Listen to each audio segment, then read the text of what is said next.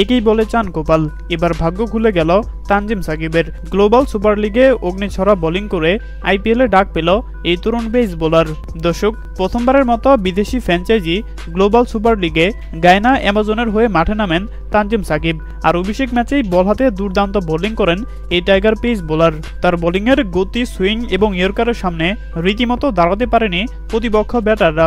3 over 2 বল করে 12টি dot ball দিয়ে মাত্র 20 রান খরচ করে গুরুত্বপূর্ণ 2টি উইকেট শিকার করেন তানজিম সাকিব। আর গ্লোবাল সুপার লিগে তানজিম সাকিবের এরকম ভয়ঙ্কর বোলিং দেখে রীতিমতো অবাক হয়েছে পুরো ক্রিকেট বিশ্ব।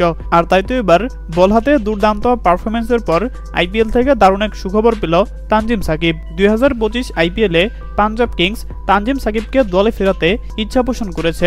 সবকিছু ঠিকঠাক থাকলে বাংলাদেশ ক্রিকেট বোর্ড এনওসি দিলে 2025 আইপিএলে পাঞ্জাব কিংসের হয়ে দেখা যেতে পারে তানজিম সাকিবকে।